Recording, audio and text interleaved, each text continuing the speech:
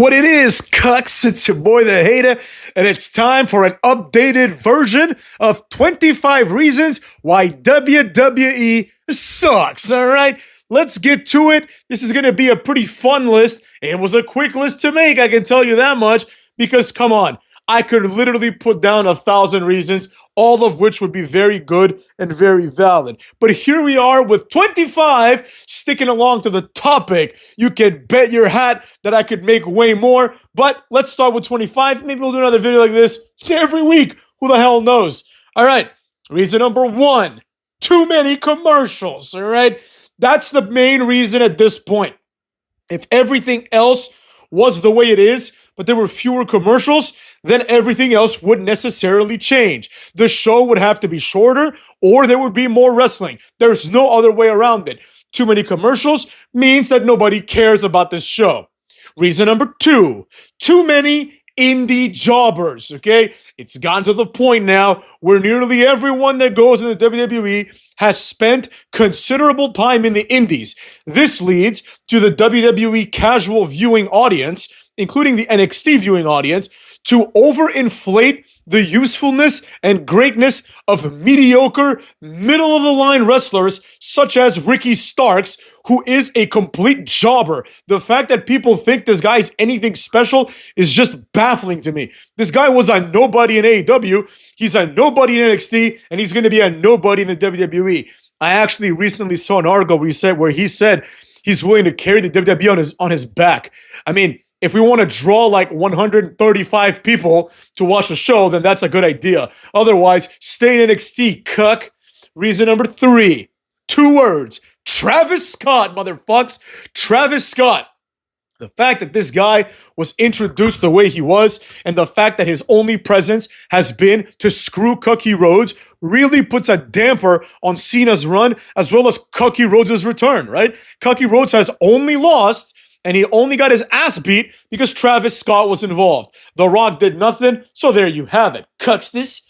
Reason number 4, R-Truth being retarded. Okay, this one is a bit controversial because people like R-Truth. I used to like R-Truth. I no longer do because he has ruined everything. Now, R-Truth was always a fun wrestler. He did cool things in the ring. He was good on the mic, but now he's retarded. Now, obviously, I could take the time here and blame it on the bookers. That's the easy thing to do, and that's probably the correct thing to do.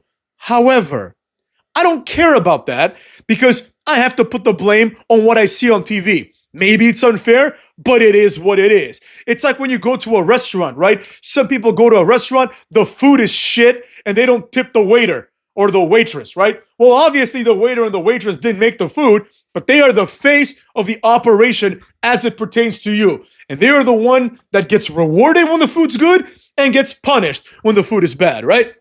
So, whether it's the fault of booking, if booking did something good with R-Truth, we would say R-Truth is great. Booking is doing something poor, so R-Truth being retarded is something that I can no longer stand behind. Quite frankly, it was never that funny. You know, the Hater never understood a lot of these memes where they're like, protect R-Truth at all. It's so fucking dramatic. It's so fucking weird. Like these new generations, they're so fucking cringe with everything. You know, they're like, protect R-Truth at all costs. He's a national treasure. No, he isn't. He's a comedy jobber, and he has been one for the last 8 years. There's nothing great about R-Truth anymore. R-Truth was cool when he was K-Quick, and he's cool. He was cool when he was in TNA, for part of it at least, and then he was cool for like 2 weeks when he turned heel, you know? And he became retarded, but he was like a retarded bad guy, which was interesting, you know, when you talk about the conspiracies.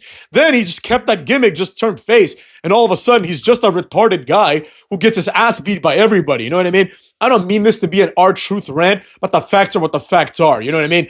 The whole R-Truth thing, everyone's like, R-Truth's a national treasure. No, he fucking isn't. No, he isn't. R-Truth is a good wrestler, or was a good wrestler, who is now literally on the same level as Otis. If you think Otis is a national treasure, then It is what it is. You can then think that R-Truth is a national treasure. But I'm not going to pretend, and this is something that I have an issue with American society in general, this pretending that mediocrity is greatness, right? R-Truth is completely mediocre. He's never on TV, And the presumption and assumption that people make about him being this, like, amazing comedy character, he's not even that funny. You know what I mean? Like, if you think it's funny for someone to just come out, act retarded at the Royal Rumble and say, I'm here to win Money in the Bank, and then all the dumb fucks laugh, like, ha ha ha, isn't that funny? He said he's gonna win the Money in the Bank, but it's really the Royal Rumble. No, it's not funny at all. Shut the fuck up. I hate all those people. Reason number 5, nobody gets pushed. R-Truth is an example of this, but so is everybody else. We have a lot of people that just stay where they are, right?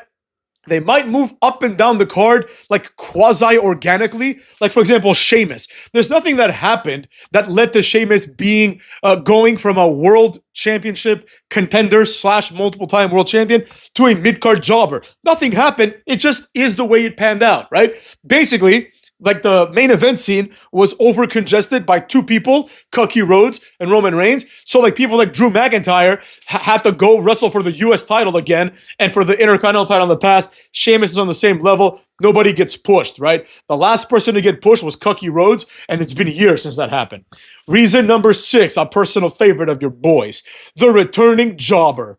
The returning jobber is something that I really despise. Recent examples of this include Aleister Black and Rusev, right? Rusev, much more egregious than Aleister Black. Rusev is just here. They gave him a contract. They think they're going to sell a few t-shirts. This will not be a good investment. Nothing will come of Rusev. At best, you have another Gunther. At worst, you have another Rusev. You know what I'm saying? And quite frankly, I'm not sure which one sucks more ass, Gunther or Rusev. They're the exact same character. They're a foreign guy who is angry. That's literally all Gunther is. He's just this perpetually pissed off, angry foreign guy, just like Kozlov and just like Rusev.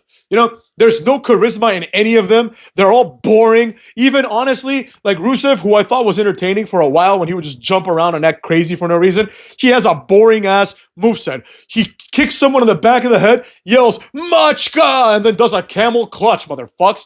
The camel clutch should be reserved only for Arab wrestlers because at the very least, they can say they're following in the footsteps of the Iron Sheik, or I guess Arab and other Middle Eastern wrestlers, you know what I mean?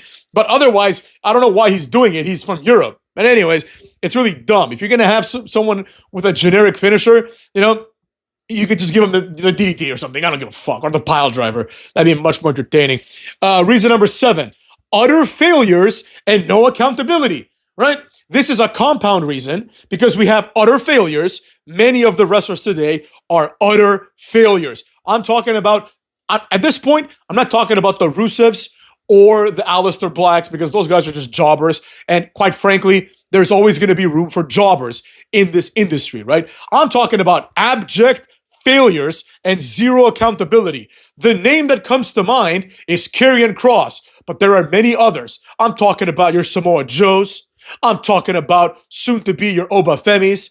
I'm talking about your Kozlovs. I'm talking about people that never quite made it, like Keith Bearcat Lee. You know what I mean?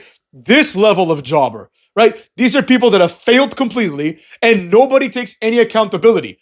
They always do this blame shifting where they're like, Vince McMahon dropped the ball on Keith Lee, right? Keith Lee is not going to take accountability because he has to protect his career, I suppose. But the fans also take no accountability. Like, you would think that every decision Vince has made is wrong and that the world of WWE should be like main evented by people like Cesaro versus Keith Lee that nobody wants to see. Nobody takes any accountability. People are wrong all the time about their assessments and they never say they're wrong. The hater, on the other hand, I can easily admit when I'm wrong, right? For example, I still maintain that Charlotte Flair is like the biggest star in women's wrestling, but a lot of people can argue that Rhea Ripley has surpassed her.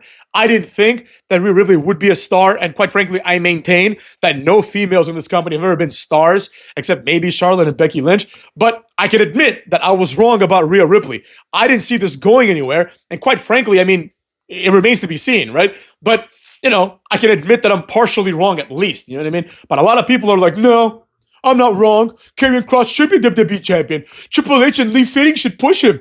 Vince McMahon ruined Rusev. No, he didn't. Like, as we can see right now, one of the comments in one of my recent videos, one of you geniuses, and I mean this seriously, I'm not trying to be funny, one of y'all said, like, Rusev was never over, right? It was a good point. He was like, it was always his managers. It was Aiden English and Lana. Like, Rusev adds fucking nothing. And it was a serendipitous moment for the hater because I realized he's 100% right. Like, whether Rusev comes out in a tank or whether he's part of Rusev Day, he adds nothing to that. He does the same things. He comes out, does the kick, says Machka, and does the fucking camel clutch. That's all he does. It's up to the people around him to get him over. You know? Rusev has never cut an impressive promo. Rusev has never had a good match. Rusev just sucks. He's a big, strong-looking dude, right? Which is why you need to fit him with a manager. But he has zero personality when it comes to wrestling. That's why every time he's on his own, he is an abject failure. Like, it's not like he's on his own and he's kind of okay. He's on his own, and every time he comes on TV, you're like, fuck, it's Rusev again. Get rid of this shit, you know? You have him feuding with, like, Orange Cassidy. Nobody cares on, like, AW Collision or whatever the fuck it's called that is watched by, like, 38 people, you know? But anyways, the utter failures and the no accountability is inexcusable. Reason number 8. Karrion Kross is somehow still employed. I cannot understand this. I believe that him and the next guy that I'm going to mention are going to be soon released. There's no other way to explain this. Which brings me to reason number 9. Grayson Waller is still employed. This guy is an abject failure. It's like even Justin Gabriel had some runs. They tried to do things with Justin Gabriel. Grayson Waller, for the last like 2.5, 3 years, he's been in what is arguably the worst tag team and inarguably, I should say, the worst tag team name of all time in 8-Town Down Under. He is holding Austin Theory back, and in my personal opinion, Grayson Waller, who is in his mid-30s, by the way, Grayson Waller has lived up to absolutely zero potential. He is one of the worst wrestlers of all time. He's right up there with Mace and Mansoor as people who have done nothing. Hell, at the very least, Mansoor was over in Saudi Arabia. This guy is not over anywhere. And one of you said, well, they keep him around to promote him in Australia. No, they have Rhea Ripley for that. You don't need to have multiple wrestlers from Australia, right? Especially considering that they all suck ass. Reason number 10, the degradation of Vincent Kennedy McMahon. This is inexcusable. I understand that he is now a besmirched figure, but people are acting like people say things like, it's ironic that CM Punk and Paul Heyman outlasted Vince. What do you mean they outlasted Vince? Vince is a multi-billionaire. These guys are complete tools. Like, nobody gives a shit about any of them, right? When it's all said and done, Vince McMahon is going to go down in actual history books, not in the bullshit history book of fake WWE. He's going to go down as a great businessman and an innovator in entertainment. People will learn about Vince McMahon in entertainment law and entertainment-driven classes as well as business classes. Nobody's going to fucking read about CM Punk or Paul Heyman in a textbook unless the textbook is how to destroy an indie wrestling company and gaslight everyone into thinking you're a good manager, written by Paul Heyman. More on him later, cucks. Reason number 11, the continued forcing of women's wrestling. I am sick of this. I've made videos about this recently, so this definitely merited a reason, right? You cannot keep doing this. It is not working out. Nobody cares. At this point, they flagrantly just throw it in there, like to the point where we have to pretend to care about Lyra Valkyria. Nobody cares about Lyra Valkyria. She has no fans, motherfucks. You know, and when Bayley comes out and complains about how she's not a bigger star, it's like, first of all, you're lucky to even be making money instead of working at 7-Eleven or wherever the fuck she'd end up, you know, in this company, making like millions of dollars over time. You know what I mean? Despite having no skills that are required to entertain people. But compared to Lyra Valkyria, like, Bayley looks like Ric Flair. You know what I mean? So anyways, we'll just move on from that point and move on to 12. Point number 12, reason number 12, and the 12th thing on my list here, motherfucks. Important people do not wrestle, right? Roman Reigns came back on January 1st. Then he came back one time in March. Then he had like a few bullshit appearances. WrestleMania, now he's been gone. He was there for 1 week, and he's gone, right? I don't care about Roman Reigns anymore, right? He's a great example of how if you don't show up, people forget about you and they don't care. And when you come back, it's not believable. Like, if Roman Reigns comes back, let's say in 2 months, and he's still pissed off at Seth Rollins, it's like, bro, fucking grow up. If you were that pissed off, you wouldn't take 2 months to come back, right? Same thing with Cookie Rhodes. It's like, it's been like a month and a half, bro. It's been almost 2 months since he came out at WrestleMania and lost. You know? And I'm supposed to believe that he's been fuming for 6 weeks? For 6 weeks, he's been pissed off at Cena? Well, then why didn't you come back immediately and whoop that ass? You know? He just waited 6 weeks to do nothing, and now he's like, I'm back. Like, nobody gives a fuck. You know? You showed your true colors. You showed that you don't care enough. Right? If you cared enough, you'd be there the next day. When Triple H would lose the title, he would open up Monday Night Raw and he would say, I want back what's mine. I'm the game. You know what I mean? Like, he would do his shtick, but Cody Rhodes doesn't do that, and neither is Roman Reigns, and these are the only two guys that matter because they've main evented the last several WrestleManias. You know what I mean? Well, except for the last one, because obviously Roman Reigns didn't really main event that one because night one, you know what I'm saying? But he's still a big deal. Reason number 13.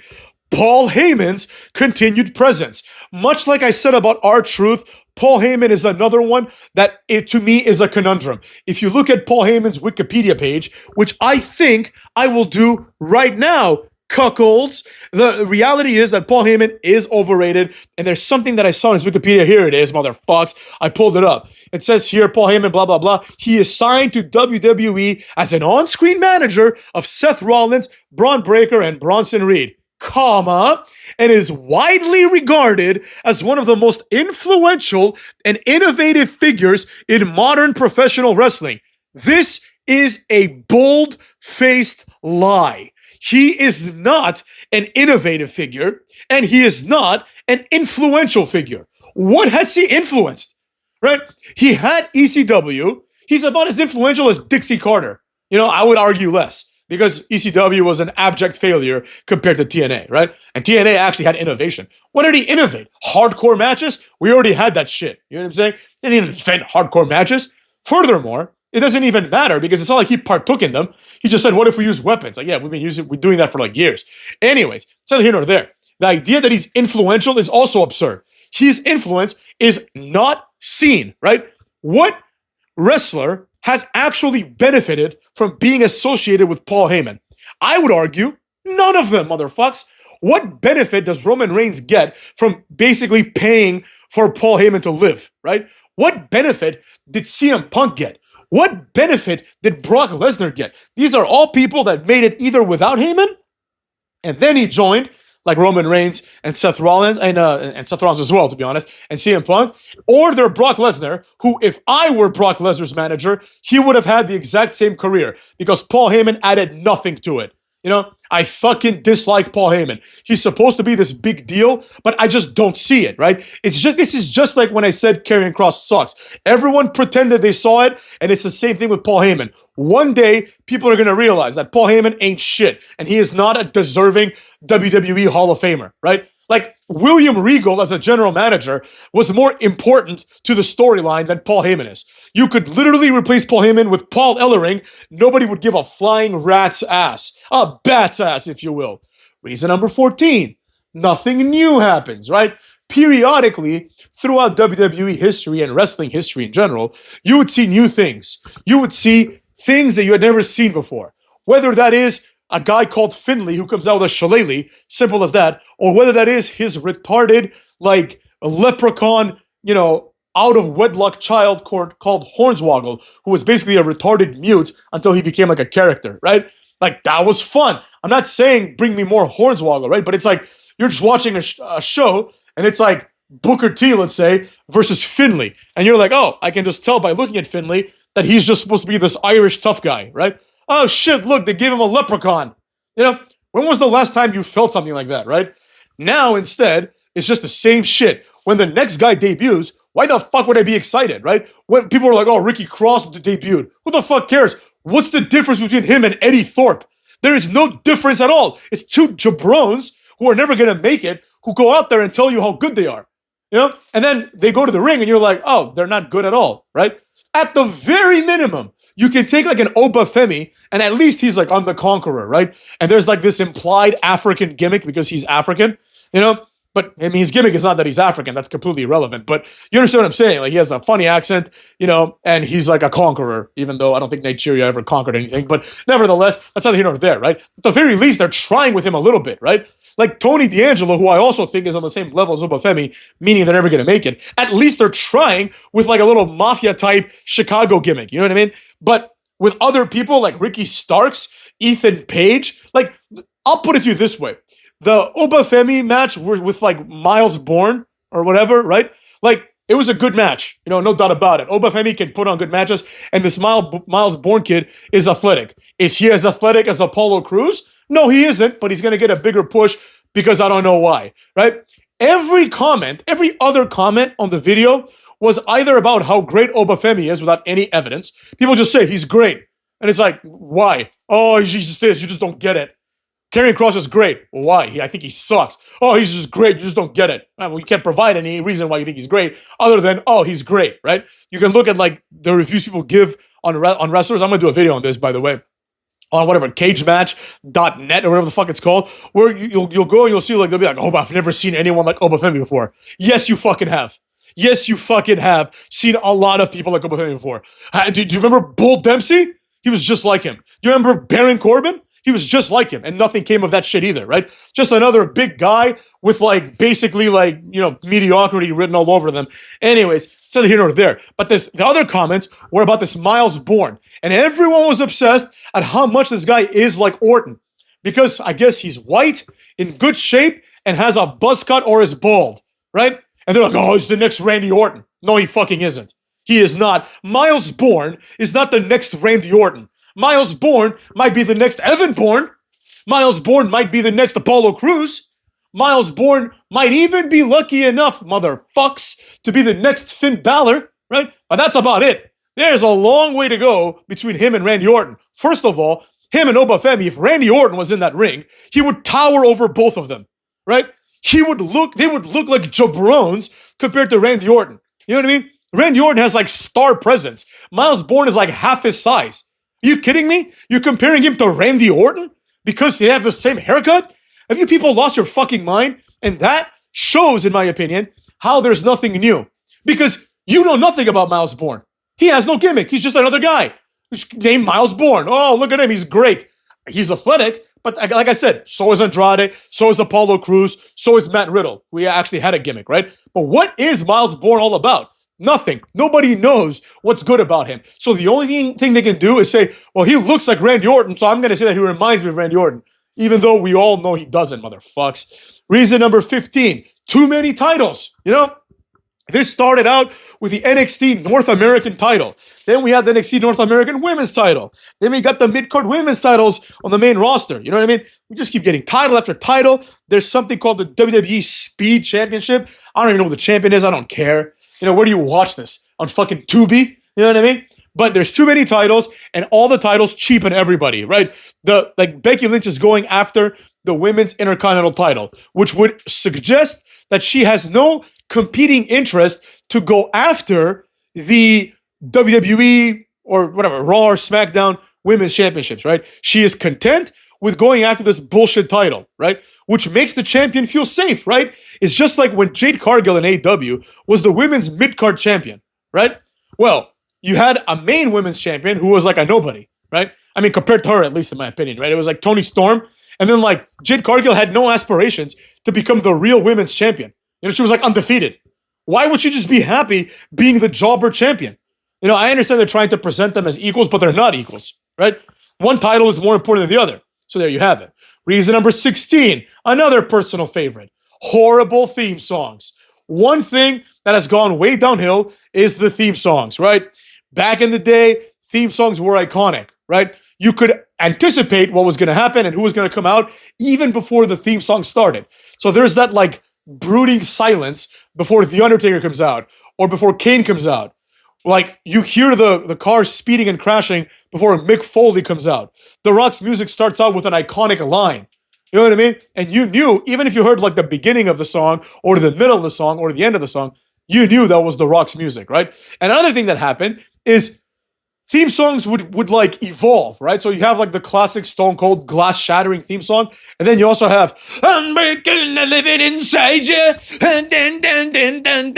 It's like a natural extension of that. Or Kane's like whatever, like finger 11, what the fuck it's called, that group. I forget their name. But you know what I'm talking about, right? Like the the theme song with words, right? Nowadays, the theme songs are complete garbage. Nobody knows who the fuck is coming out because they all have the same generic, like either rock music if they're non-black, and if they're black, you know they have to have some rap music involved, right? It's this is the real racism that people talk about. It's like, there are people out there that are black that don't listen to rap music, right? Maybe all the wrestlers do, I don't know, and I don't care. But don't be so stereotypical, right? A great example would be, I know he's not black, but Damian Priest, right? He's clearly like, a metalhead. Not the haters' favorite type of music, but I recognize that it fits him more because that's how he is in real life. So, he comes out to that shitty theme, but at least it fits him, The all rise for the grand one, or whatever the fuck it goes, right? It's better than like, starting like, no, ye cuente no songa, like it would be weird if he came out to that bullshit, It's the same thing with black wrestlers. And the themes, other than being stereotypically racist, right? The Japanese wrestler is going to be like, down, down, down, down, down. It's like, what the fuck is this shit, right? Remember in the World Cup, that one World Cup, which like was the worst thing, in my opinion, to ever happen to Africa, was the African World Cup, because the theme song was sang by Shakira. Remember that song where she's like, waka waka way, this one's for Africa. This would be the equivalent of them hiring the hater to do the Asia World Cup, and I came out and I said, ram-pam-ting, ranka-ding-ding. It would be just like that. It's like stereotypically racist, right? But that's not even the worst part of the music. The worst part of the music, which I need to do an entire music rant, honestly. The worst part of the music is that every song of a jobber starts out with a jobber's name. Like, I didn't know that Zelina Vega even had her own music. I thought it was the same music as the SmackDown theme, the 1, 2, 3, 4. It's just a song that sounds just like it, right? But to differentiate it from the bullshit theme song, they're like, the Titantron starts and it's like Zelina Vega. Then it's like whoop whoop whoop whoop dum dum dum. It was just fucking stupid shit, right? The only time that's acceptable is if it's like relevant to the character. Like, for example, ooh chavo dun dun dun. Yeah, that was badass, right? Or Gregory Helms, because he switched from the Hurricane to Gregory Helms, right? But think about the Hurricane's music. It was this like over-the-top heroic fanfare music, because that's what he is. Think about other more recent great theme songs, like Jack Swagger's like, Real American Thing, right? Or even Del Rio's like, rich aristocrat Mexican, theme song, right? Nowadays, it's just like could you differentiate like the entrance music of Miles Bourne versus the entrance music of Evan Bourne from 20 years ago? You fucking couldn't. No way you could, right? Nobody has good entrance themes anymore, and this is unacceptable and deserves its own video, which I will probably do tomorrow or some shit. Reason number 17, Triple H, motherfucks, and throw in Lee Fitting up in that bitch as well. Reason number 18, another Triple H adjacent reason, long-term booking, all right? Long-term booking is killing the excitement of tuning in every week. Nobody talks about that part. Not even the hater has mentioned that before. I've mentioned how long-term booking ruins short-term booking, but it ruins something else. It ruins that exciting feeling that the hater had in the year 1999, in the year 2000, up until 2003 or whatever, right? Where every Monday, I might have the shittiest day at school, right? It's fucking Monday after all, motherfucks. Nobody likes Mondays, so I'd go to school and be like, I gotta just get through this shit, But by tomorrow, it'll be Tuesday, and then we're closer to the weekend. But tonight, motherfucks, tonight, once I'm done with school, I gotta go home. I gotta do my homework, hopefully, so I can be ready to watch Fear Factor. And then after that, motherfuck, I'm gonna tune in to Monday Night Raw and WCW when that was around, right? That is gone. Because why the fuck would anyone get excited to tune into Raw? So we can see Sheamus versus Rusev? But he gives a fuck. Anyways, reason number 19, the draft / the brand split. The brand split is really stupid. The draft is really stupid. I almost choked on my own spit there, motherfucks. But basically, this is a really, really bad concept. Or at least it was a good concept in the past, but it's executed poorly now. Let's put it like that, cucks.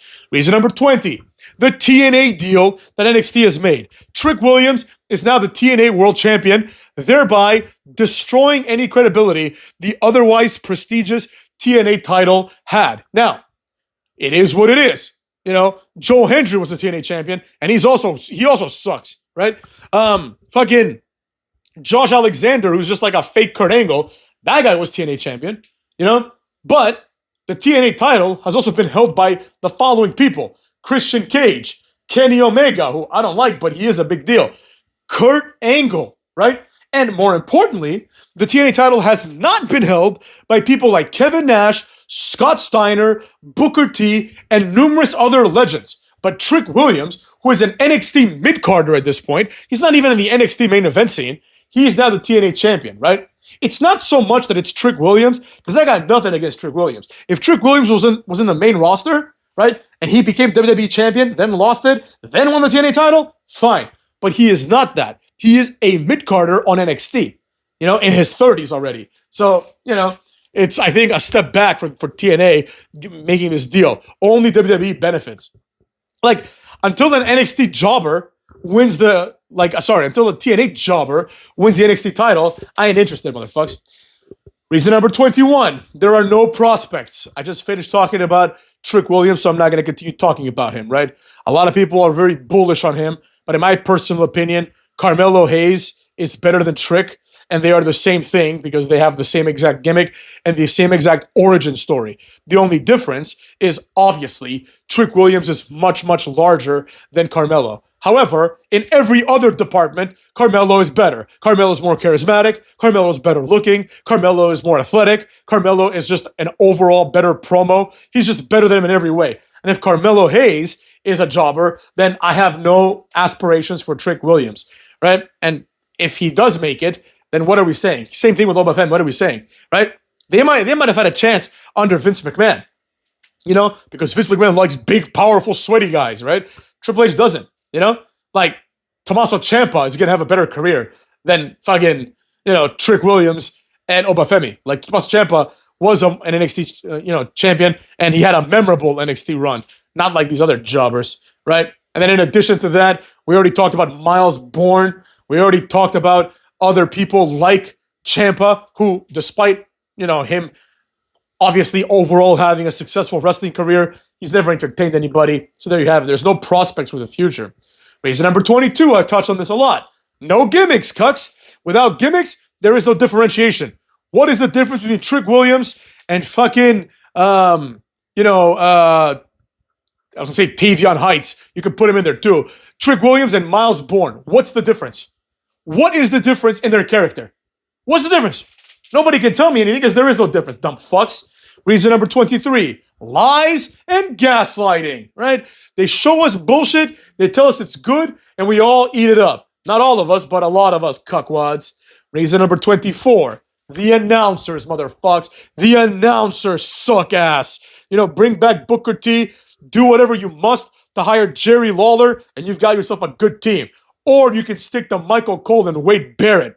Anyways, reason number 25, finally, an over-reliance on tropes, right? As someone pointed out, they used to point at the WrestleMania sign, and now they're pointing at the Money in the Bank briefcases. Like the Money in the Bank qualifying match, which would be an opening match 5 years ago, is now the main event of Raw. It's like they have no champions there that are willing to do anything. So the main event is like the qualifying match to win the briefcase that you could cash in now for the U.S. title. See what I'm saying? Like, I saw an interview with Mr. Kennedy, and Mr. Kennedy was saying how, like, he was misdiagnosed with, like, a torn pectoral or a torn bicep or something, maybe a torn tricep, and that, like, he was going to be the one that cashes in at WrestleMania because he announced it, right? But instead, they're like, all right, we need you to, like, get the title from The Undertaker because he's injured, right? So he's like, fine, right? And then he got injured, and they're like, fuck, we need to get the briefcase off of you because we need to get the title off The Undertaker. So Edge beat Mr. Kennedy in, like, a throwaway SmackDown match, right? Think about that for a second. They could have just said, oh, okay, don't worry. We're going to have Mr. Kennedy versus Tajiri, right? And Tajiri's going to get the Money in the Bank, or if he was even in the company at the time, and he's going to cash it in for the Cruiserweight title, right? They could have just done that. But that was inconceivable back then because the Money in the Bank was designed for main eventers, But since Austin Theory came around, it is what it is. So that being said, cucks, these have been 25 reasons why WWE sucks. I've really enjoyed this video. I'm going to do a video on the music situation, on the theme song situation, and overall the music situation, because we also have to talk about, like, the Raw theme, the SmackDown theme, and the presence of, like, retarded rappers like Travis Scott. Like, that's all kind of the same category. I'm going to touch on all of those. So let me know if you want to see that music video, because I may make it, I may not, I don't know. It's going to be a weird week. But this week I'm going to start, working hard. So we're back, motherfuckers. Take care of yourselves and go fuck your mothers.